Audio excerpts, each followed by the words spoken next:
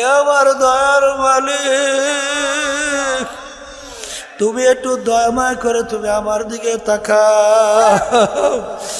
আমি নফসে আম্মারার জিনজিরের ভিতরে, শিকলের মধ্যে, রশির মধ্যে আমি আবদ্ধ হয়ে গেলাম। মালিক, তুমি যদি দয়াময় করে এর থেকে পরিত্রাণ না দাও, এর থেকে আমার বাঁচবার কোনো শক্তি নাই। এই জন্য বাজান সবসময় মালিকের কাছে দোয়া করা লাগবে, রব্বানা লা তুযিগ কুলুবানা বাদা ইয হাদাইতানা ওয়া হাব লানা মিন লাদুনকা রাহমা ইন্নাকা আনতাল ওয়াহ্হাব। এ আমার দয়ার মালিক, আপনি আমাকে মুসলমান হিসেবে বানাবার পরে, দিনের বুঝ দেওয়ার পরে মালিক আপনি আমাকে গুমরাহ কইরেন না। মালিকের কাছে যদি দোয়া করতে পারি, আমার মালিক বড় দয়ার, বড় মায়া। আমার মালিক তো অপেক্ষায় থাকে কখন বান্দা বান্দি আমাকে বিপদে পড়িয়া তারপর আমাকে আল্লাহ বলে ডাকবে। যদি আমার মালিককে আল্লাহ বলে ডাক দাও, সাবাকাত রহমাতি আলা গজবি, আমার মালিকের রহমত অগ্রাধিকার পাবে। তার রাগ দুর্বল হইয়া রহমত অগ্রাধিকার পাবে। আমার মালিক দয়ার মায়ার কারণে তোমাকে আমাকে তার কুদরতি কোলের ভিতরে টাইনা জায়গা না দিয়া পারবে না। আল্লাহ রাসূল সাল্লাল্লাহু আলাইহি ওয়াসাল্লাম উপাধি ছিল কি? আল আমিন। অর্থ কি? বিশ্বাসী মানে কি? সত্যবাদী। কথা বলে না, হ্যাঁ? তা আল্লাহ রাসূল সাল্লাল্লাহু আলাইহি ওয়াসাল্লাম উপাধি পেয়েছে কি? আল আমিন। আবু বকর সিদ্দিক, আবু বকর সিদ্দিক উপাধি কি পেয়েছে? সত্যবাদী। সিদ্দিক অর্থ কি? সত্য। আচ্ছা, এরপরে আল্লাহ রাব্বুল আলামিন হুকুম করছেন ওয়াকুনু মাস সাদিকিন, তোমরা সংস্পর্শে যাও, তাদের সাথে সম্পর্ক রাখো যারা সত্যবাদী। কথা বলে না? পাইলেন? আল্লাহ রাব্বুল আলামিন প্রত্যেক নামাজের ভিতরে শিখায় না, ইহদিনাস সিরাতাল মুস্তাকিম। মালিক আপনি আমাকে সিরাতুল মুস্তাকিমে চালান, বেহেশতের রাস্তা দেখান, ঠিক কিনা? এখন বেহেশতের রাস্তা কোনটা? আল্লাহ কিন্তু এখানে শিক্ষা দেয় নাই কোরআন এবং হাদিসের রাস্তায় আল্লাহ আপনি আমাকে সালাম শিখাতেছে। কি শিখাতেছে? সিরাতাল্লাযীনা আনআমতা আলাইহিম, যেই পথে চলার পরেই আপনার পক্ষ থেকে যাদের উপরে নেয়ামত বর্ষিত হয়েছিল তাদের পথে আমাদেরকে চালান। এখন এরা কারা? কাদের উপরে আল্লাহ নেয়ামত বর্ষিত হয়েছে? অন্য কোরআনুল কারীমের আয়াতে আল্লাহ তাদের পরিচয় দিয়েছে। বলেন মিনান নাবিয়্যিন ওয়াস সিদ্দিকিন ওয়াস শুহাদাই ওয়াস সালিহিন ওয়া হাসুনা উলাইকা রফিকা। আল্লাহ রাব্বুল আলামিন দোয়া শিখিয়ে দিয়েছে, মালিক আপনি তাদের পথে আমাদেরকে চালান। তারা কারা? যাদের উপর আপনার নেয়ামত বর্ষিত হয়েছে। কাদের উপর আল্লাহ নেয়ামত বর্ষিত হয়েছে? বলেন নবীদের উপরে। বলেন এরপরে কি? সিদ্দিকিনদের উপরে। সিদ্দিকিন কারে করে? বলেন সত্যবাদী। বলেন তাহলে পাইলেন নবীদের পর। বলেন সত্যবাদীদের পর। বলেন শুহাদা কেরামদের পর। বলেন তাদের ধারাবাহিকতা কিয়ামত পর্যন্ত, এই সনদে কিয়ামত পর্যন্ত নেককার পরহেজগার আল্লাহওয়ালাদের পর। শিক্ষা কি আমি দিছি না আপনি দিয়েছেন না আল্লাহ দিয়েছেন?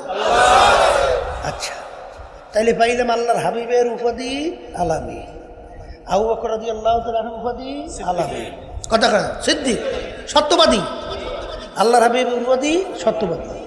আল্লাহ সংস্পর্শে যাইতে কইছে সত্যবাদী, এরপরে পশ্চালাইতে কইছে কাদের? সত্যবাদী। কথা কারা? বর্তমানে বাংলাদেশের ভিতরে এক শ্রেণীর ইসলামের নাম দিয়া পা হইতে মাথা বাঁধা সব মিথ্যা।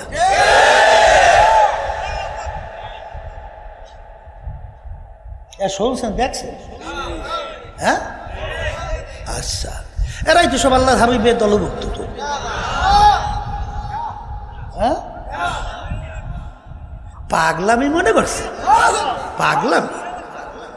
হ্যাঁ, আল কিযবু ইউহলিক, হাদিসের মধ্যে আসছে, আল্লাহ রাসূল সাল্লাল্লাহু আলাইহি ওয়াসাল্লাম বলেন মিথ্যাবাদী ধ্বংস অনিবার্য, মিথ্যা ধ্বংস।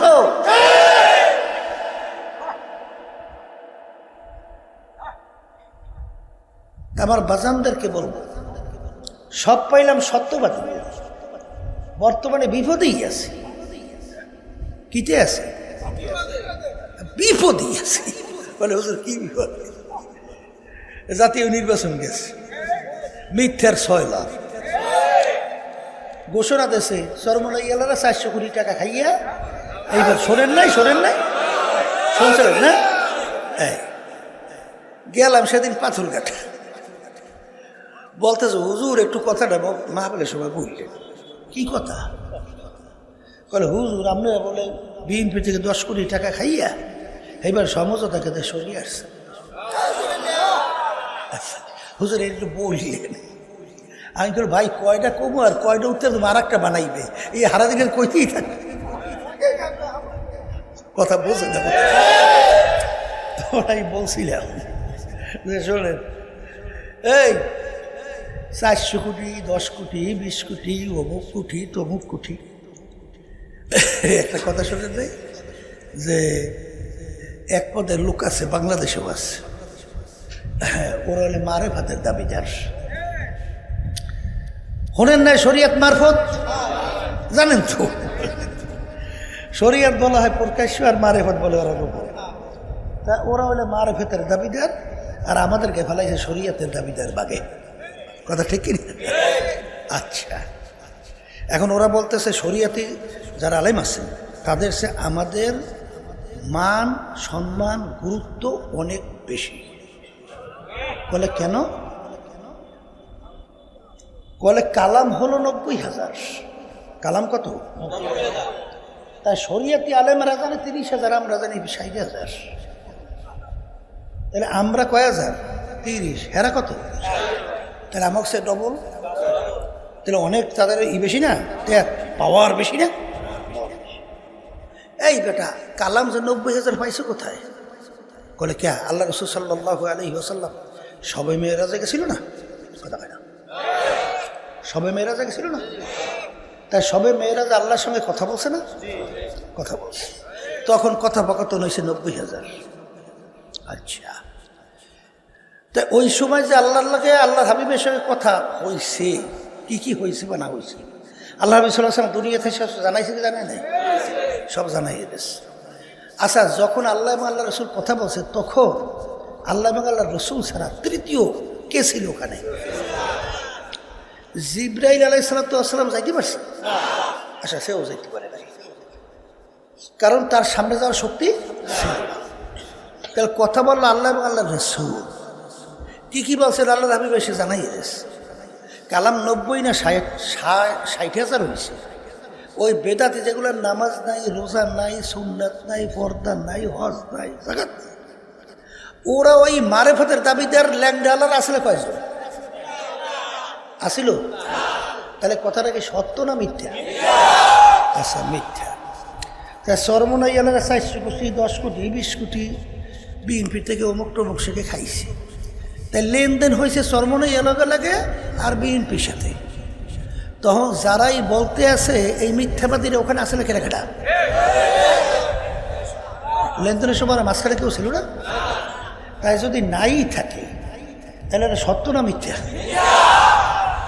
তাহলে যদি মিথ্যা হয়, কথা বুঝছেন, এক শ্রেণী আবার বাজাররা নামাজ পড়ে, রোজা রাখে, হুজুরও দাবি করে, আর আমাদের সরমনের কিছু মুজাহিদের কথা শোনা যায়।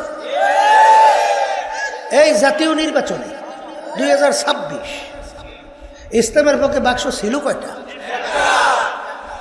সব অনেকে কয় নাই, সন্দেহ আছে মনে হয়।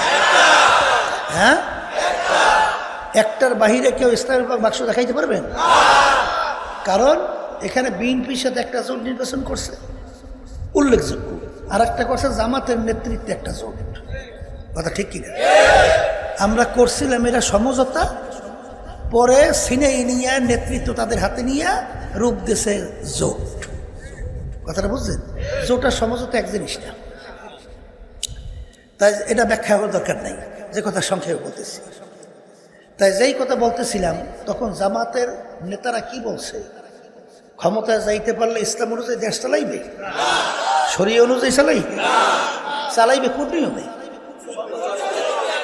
এই পরিচালিত আইন অনুযায়ী বলছে না, বলে আচ্ছা। বলার পরে অনেকে বলে কথাটা ঠিক না। খ্রিস্টানি মিশনারি সেক্রেটারি জেনারেল মহিলা, তার সঙ্গে যখন আমিরের কথা হয়েছে, জামাতের আমির, তখন বলছে আমরা ক্ষমতা যাইতে পারলে আমরা ইসলাম অনুযায়ী শরীয়ত অনুযায়ী দেশ চালাবো না, আমরা দেশ চালাবো প্রচলিত এই আইন অনুযায়ী। এই বক্তব্য কি মহিলা দেশে না দেয় নাই? আচ্ছা, এর প্রতিবাদ কি জামাতের আমির করছে? কোনো নেতারা করছে? আচ্ছা, তাহলে কথাটা কি সত্য? কথাটা বলা সত্য না মিথ্যা? আচ্ছা, সত্য। তাই বেশ ভালো কথা। তারা যে নির্বাচনী ইশতেহার প্রকাশ করছে, কোথায় তারা শরীয়ত অনুযায়ী ইসলাম অনুযায়ী দেশ চালাইবে সেই ইশতেহারের ভিতরে ছিল? আচ্ছা, দেশকে কিভাবে চালাইবে এইটাই তো ইশতেহার প্রকাশ করে নির্বাচনের আগে।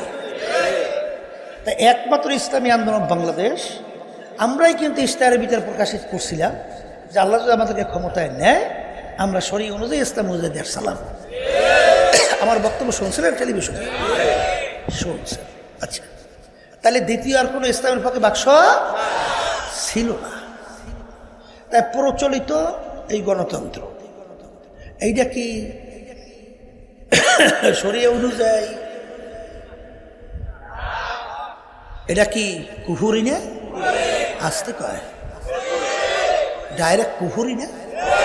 হ্যাঁ। আর আল্লাহ কি বলে? ওয়ামা লাম ইয়াহকুম বিমা আনজালাল্লাহ ফাউলাইকা হুমুল কাফিরুন। যাবার নীতি আদর্শ অনুযায়ী রাষ্ট্র পরিচালনা করবে না, ওটা কাফের। আয়াতের অর্থ ভুল হয়েছে না? ঠিক আছে।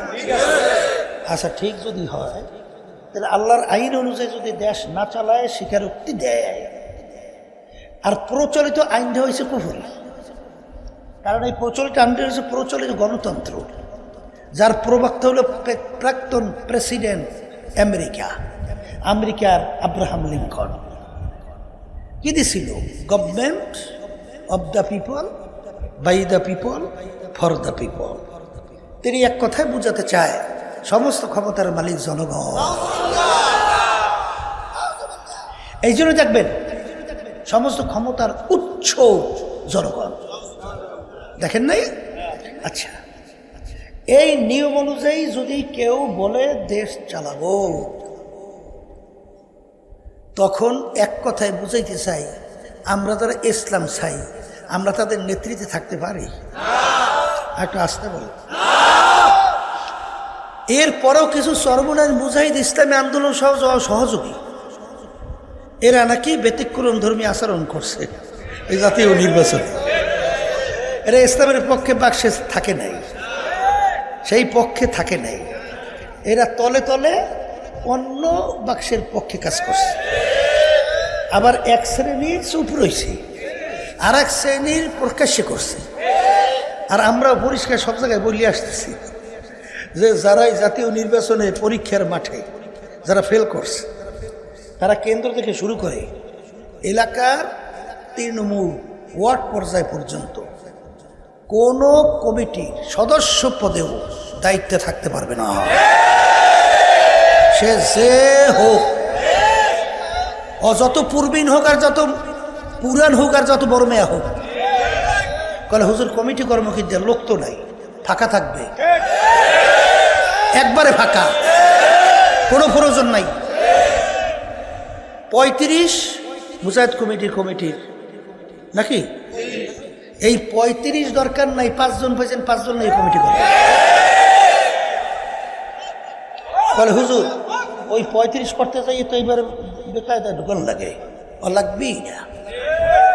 এরপরে খেয়াল রাখেন, বলে হুজুর কোনো জায়গায় তো একজনও নাই, ওই জায়গাটা খালি, কারণ দুষ্ট গরুর চেয়ে খালি এতাল ভালো ভালো ভালো। কথা ঠিক না ব্যাঠি?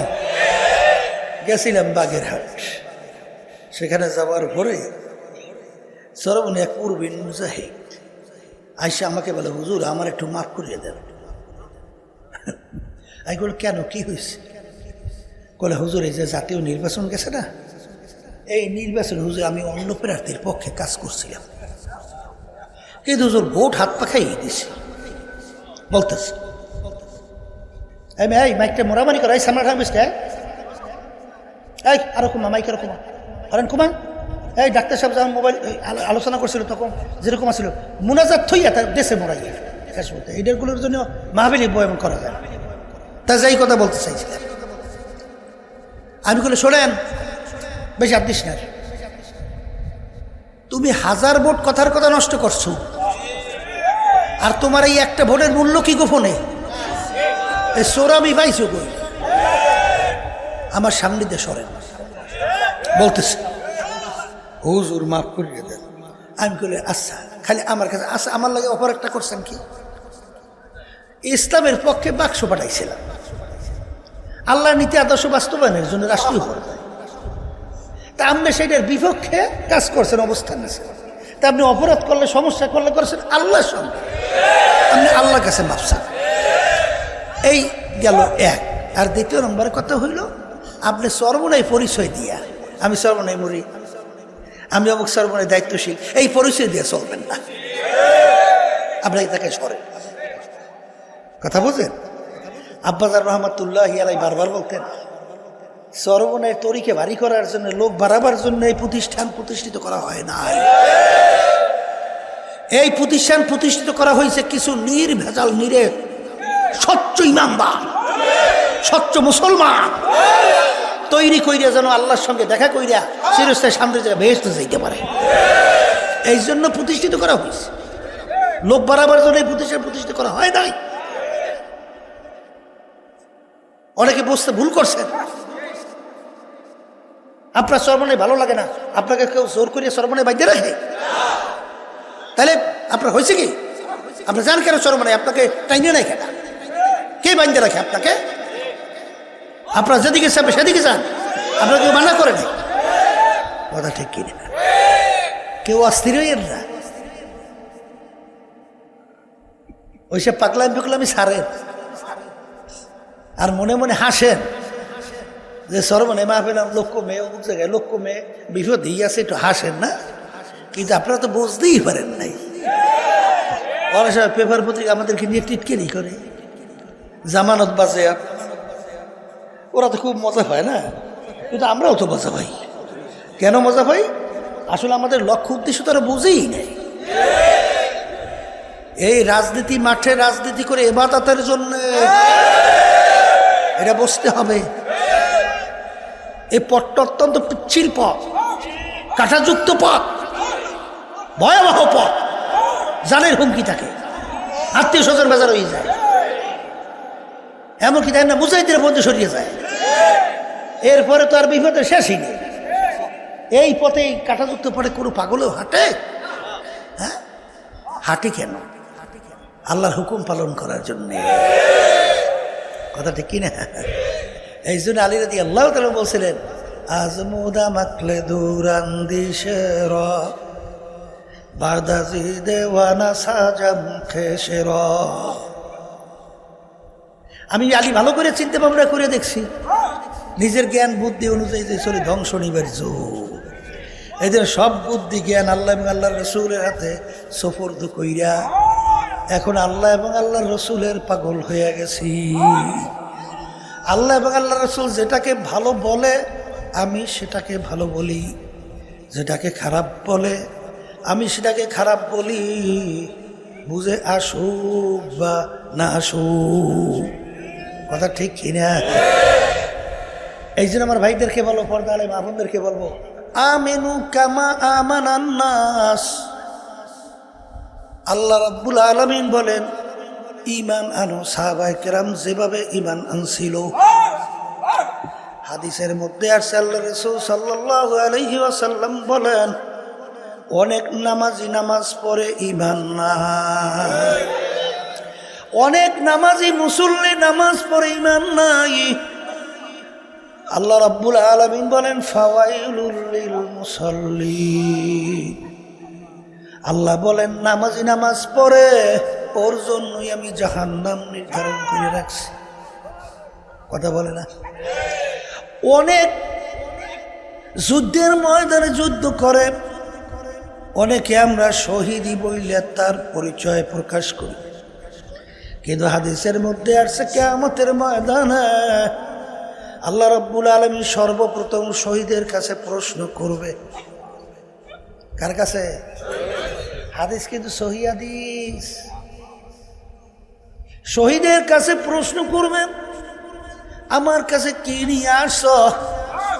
রব্বুল আলামিন আমি দিনকে জিন্দা করার জন্য যুদ্ধের ময়দানে যুদ্ধ করতে করতে শাহাদাতের দরজা নিয়ে আসছে। আল্লাহ রাব্বুল আলামিন বলবেন ইন্নাল্লাহা লা ইয়ানজুরু ইলা সুওয়ারিকুম ওয়া আমালিকুম ওয়ালাকিন ইয়ানজুরু ইলা নিয়াতিকুম ওয়া কুলুবিকুম আও কামা ক্বালা আলাইহিস সালাতু ওয়াস সালাম। আল্লাহ রাব্বুল আলামিন শুধুমাত্র বান্দাবান্দির বাহ্যিক আমলের দিকে তাকায়া থাকে না, আমার মালিক তাকায়া থাকে বান্দাবান্দির দিলের দিকে, অন্তরের দিকে, কলবের দিকে। হে বান্দাবান্দি, হে বান্দা, আমি তো রব্বুল আলামিন তোর সিনার কলবের খবর জানি। তুই কিসের জন্য যুদ্ধ করছিলি? তুই তো যুদ্ধ করছিলি নাম কামাই করার জন্যে। এই যুদ্ধে যদি যেত, গাজী উপাধি নিবি, গনিমতের মাল টোকাবি, আমি তো তোর দিলের খবর জানি। তুই তো যুদ্ধ করছো, শাহাদত বরণ করলে তোকে শাহাদত হিসেবে মানুষ নাম লাগবে, কিন্তু যা যা দরকার তোর তা হয়ে গেছে, আমার কাছে আর কিছু পাবি না। হাগুল্লু, আমার মালিক বলে ফেরেশতা ওদেরকে বান্ধ জাহান্নাম, ওদেরকে ফিকে ফিকে জাহান্নামে ফেলাইয়া দাও।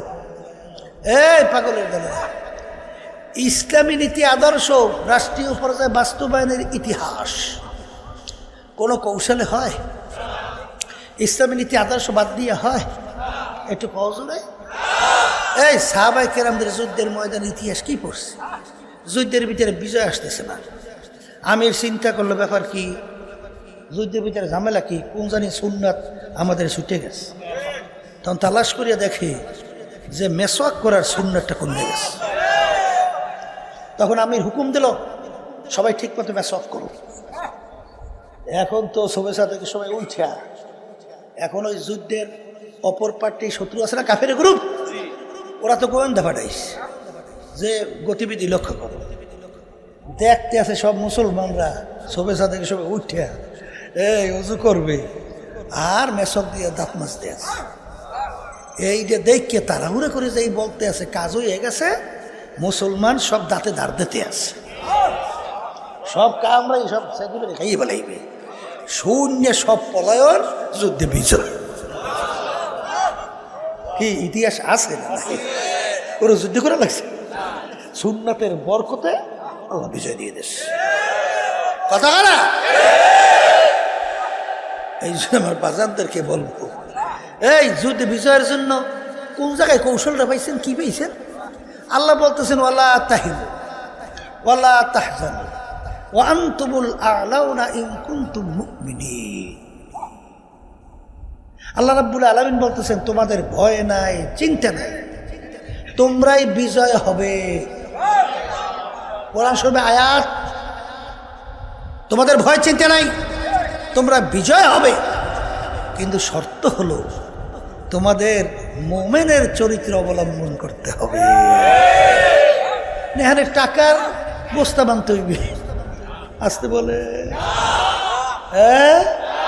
না, ইসলাম গোপন রেখিয়া কইবে যে আমরা কৌশল করছি। এইসব শয়তানে ময়তানে বুদ্ধি কোন জায়গায় দেখাইছে আল্লাহ, কোরআন হাদিসের মধ্যে শয়তানি বুদ্ধি নেই। এই বুঝেই বুঝেই মানুষের ধোকা দিয়ে ইমান নষ্ট করতেছে। হায় হায় হায়, শরিয়াতরা মুকদ্দমদার আকনো, শরিয়াতরা মুকদ্দমদার আকনো, মারিফাত শরিয়াত নিস্তে বেরু। আল্লাহর বান্দারা, শরিয়াত মুকদ্দম, মারিফাতের ব্যাপার মালিক জানে। কথা কথা কি জানে? আমরা বাহ্যিকের উপরে আমল করব, বিশ্বাস করব। সাক্ষী কি গোপনে অন্তরটা দেয় না, বাহ্যিকটা দেখে? অন্তরের সাক্ষী পাইছেন কই? কোন জায়গায় শুনছেন? অন্তর অনুযায়ী বিচার করার দুনিয়ার কোনো নিয়ম আছে? কোনো আদালতে আছে? কোনো নিয়ম নীতির মধ্যে শুনছেন? যদি নাই হয় বিচার হইবে শরিয়াত। বিচার কি? শরিয়াত। মনসুর হাল্লাজ রহমতুল্লাহ এর নাম শুনছেন না? কি বলছিল? আনাল হক। কি কইছে? শরিয়াতে কয় কি? শাস্তি দাও, কাফের হয়ে গেছে। কথা ঠিক কি না? কিন্তু সবাই জানে যে আল্লাহর পাগল, কিন্তু শরিয়ত লঙ্ঘন করার কারণে শরিয়ত জারি করতেছে। বাদশা হুকুম দিয়ে দিছে, জানার পরেও শরিয়ত মানা লাগছে। কথা ঠিক? তাই যেই কথা আমি বলতে চাইছিলাম, বাজার ইমানকে নির্ভেজাল করেন। কারণ আল্লাহ রাসূল সাল্লাল্লাহু আলাইহি ওয়াসাল্লাম বলছেন, আখলিস দীনাকা ইয়াকফিকা আমালুল কলিল। তোমাদের ইমানটা যদি নির্ভেজাল হয়, অল্প আমল করবা, নেক আমল, জান্নাতে জড়িয়ে যাবা। আমি বলি তো নাই, আল্লাহ রাসূল সাল্লাল্লাহু আলাইহি ওয়াসাল্লাম বলেছেন। কারণ আছে তো। আপনার আমার তাহাজ্জুদ, আপনার আমার সদকা, আমার আবার দান সদকা, জিহাদ, আপনার আমার হজ, আপনার আমার নামাজ রোজা, এগুলো মালিকের কোনো দরকার আছে? বলেন না। আমার মালিক কি বলেন? কুল হুয়াল্লাহু আহাদ, আল্লাহু সামাদ। আল্লাহ বেনিয়াজ, বেপরোয়া। আপনার আমার মুখাপেক্ষী তো আল্লাহ না, আপনার আমার ইবাদতের মুখাপেক্ষী তো আল্লাহ না। তা আপনার আমি এত অস্থির হয়ে কি করতেছেন? আল্লাহ এবং আল্লাহ রাসূলের হুকুম অনুযায়ী চলা লাগবে না? এই জন্য ইমানকে নির্ভেজাল করতে হবে, স্বচ্ছ করতে হবে। আর ইমানের ভিত্তি করিয়াই নেক বারে কমে। কথা বলে না? কি বারে কমে? ওই যে বারবার বলি, আজকেও শুনে রেখে যাই, আল্লাহ রাসূল সাল্লাল্লাহু আলাইহি ওয়াসাল্লাম এই সাহাবা কেরামের মসজিদের ভিতরে নামাজ পড়ে অপেক্ষায় আছে। এক সাহাবা সে ওযু করে মসজিদের দরজা দিয়ে ঢুকছে। আল্লাহ নবী সাল্লাল্লাহু আলাইহি ওয়াসাল্লাম বলতেছেন, সাহাবা কেরামদেরকে তোমরা যদি বেহেশতের লোক দেখতে চাও, তাকে ইঙ্গিত করে বলতেছেন তাকে দেখে নাও। তখনও তার পানি ওযুর এখনো শুকায় নাই। পরদিন আল্লাহর হাবিব বলেন, বেহেশতের লোক দেখতে চাও, দেখো। দেখে একই ব্যক্তি। তৃতীয় দিন বলতেছে, বেহেশতের লোক দেখতে চাও, দেখে নাও। দেখে একই ব্যক্তি। সাহাবা কেরাম আশ্চর্য হয়ে গেল। আল্লাহ রাসূল সাল্লাল্লাহু আলাইহি ওয়াসাল্লাম 3 দিন পর্যন্ত যার নাম বেহেশতের সুসংবাদ দিতেছে, কোনো সন্দেহ আছে? ঈমান থাকবে? আল্লাহর হাবিব বলেন, বেহেশতের লোক নিশ্চিত বেহেশতি। কথা ঠিক? তাহলে সে কি আমল করে, এমন কি আমল করে, এটা দেখার কৌতূহল, শখ, আগ্রহ জাগে কি জাগে? এক সাহাবী মেহমান হইস, মেহমান হইয়া ঘুমাইবে কি, খেয়াল লাগছে কি ইবাদত করে, বুঝছেন?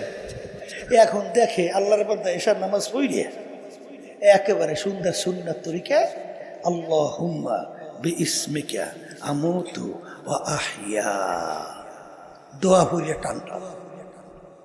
সারা রাত্রে কোনো খবরই নেই, তাহাজ্জুদ পড়ে নাই, কোনো নফলও পড়ে না, অন্য কোনো ইবাদতের ভিতরে কোনো লিপ্ত বাহ্যিক নাই। যখন সুবহ সাদেক হয়ে গেছে, আবার দোয়া পড়ছে, আলহামদুলিল্লাহিল্লাযী আহইয়ানা বা'দা মা আমাতানা ওয়া ইলাইহিন নুশুর। এই দোয়া কইরা ওইটা আলহামদুলিল্লাহ পাক সাবাই ওযু কইরা আবার যাই নামাজ পড়ছে। আবার নামাজ পড়িয়া ধরেন স্বাভাবিক জামলগুলো আছে কইরা আবার সে কাজের ভিতরে নেমে গেছে হালাল রিজিকের উদ্দেশ্যে। এখন এই আল্লাহর বান্দা বলতেছে যে আজকে মনে হয় একটু অসুস্থ, দুর্বল শরীর, এই জন্য ব্যতিক্রম কোনো আমল মনে হয় করে নাই, তা আর একদিন থাকি, দেখে কোনো পার্থক্য নেই আমলে, তৃতীয় দিন দেখে কোনো পার্থক্য নেই আমলে। এখন বলতেছে ব্যাপার কি, আল্লাহ রসুল সাল্লাল্লাহু আলাইহি ওয়াসাল্লাম তাকে 3 দিন পর্যন্ত এই বেহেশতে সুসংবাদ দেয়, তেমন ব্যতিক্রম আমল তো কিছু দেখি না। তো এখন জিজ্ঞেস করে, ভাই আপনার যে আমল দেখলাম এর ব্যতিক্রমের সে কোনো অন্য কোনো আমল কি ভিন্ন আছে? বলেন না ভাই, এর সে আমার তেমন কোনো ভিন্ন আমল নাই। প্রেশার হয়ে গেছে। তাহলে ঘটনাটা কি? এখন সে যখন রওনা করছে তখন ওই আল্লাহর মধ্যে, ভাই একটু শোনেন। কি? বলে আমার আর একটা আমল আছে। কি আমল? বলে আমার দিলটা, কলবটা একেবারে ঝকঝকে নির্ভেজাল পরিষ্কার।